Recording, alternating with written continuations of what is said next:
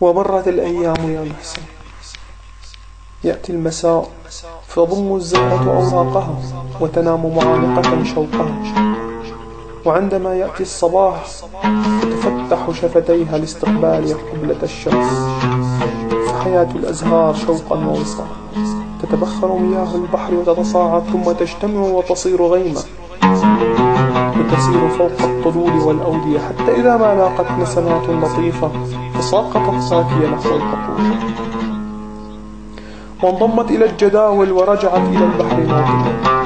حياة الغيوم فراق ولقاء، هكذا هي النفس، تنفصل عن الروح العامة وتسير في عالم المادة، وتمر كغيمة فوق جبال الأحزان وسهول الأفراح، فتلتقي بنسمات الموت فترجع إلى حيث كانت، إلى البحر، إلى المحبة وإلى الجمال.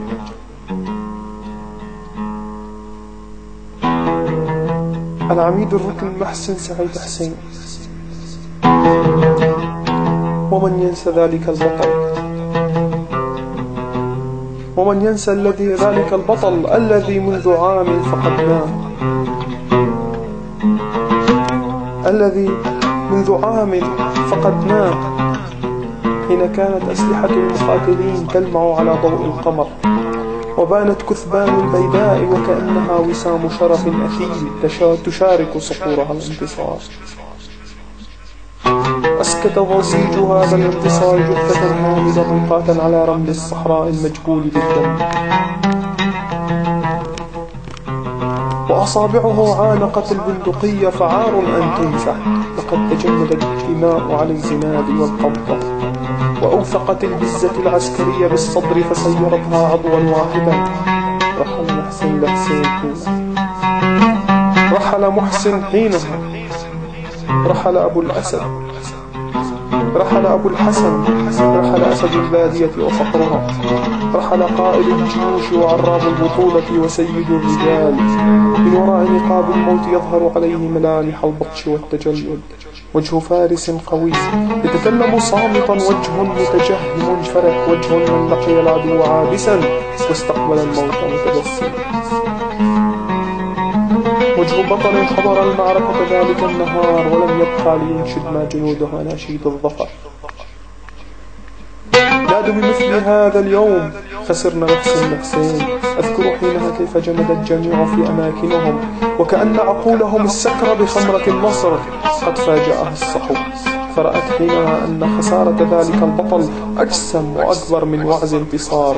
أذكر حينها كيف بهتنا في التماثيل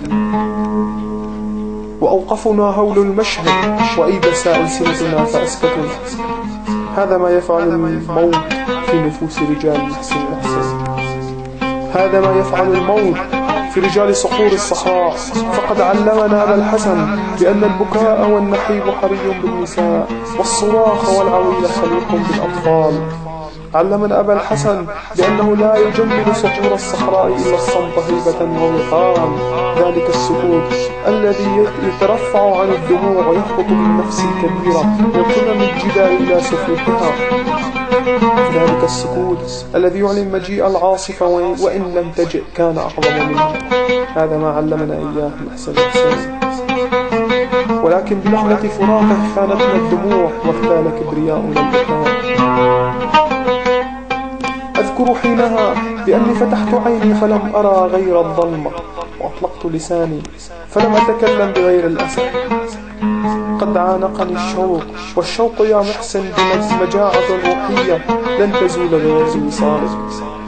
أنا ضعيف يا أبا الحسن، فلما يخاصمني طيفك وأنت أقوى.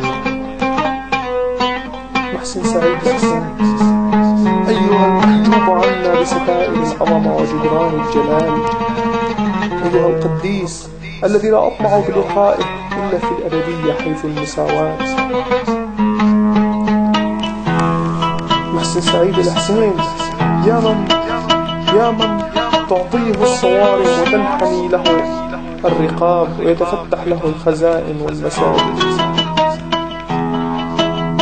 قد ملكت قلبا قدسه القدس، وخلبت عقلا كان بالأمس حرا بحرية هذا الحقول، فصار اليوم أسيرا بقيود هذا الغرام. محسن سعيد الحسين. عرفناك قائدا وعهدناك أبا وعاشرناك خليلا، فسقيتنا الرجولة نديما وعلمتنا أصول الشهادة بدمك نشوانا.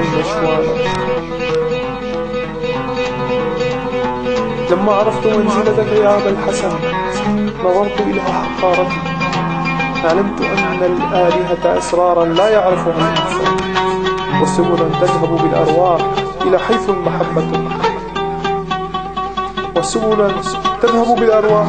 المحبة، تقضي بغير الشرائع البشرية.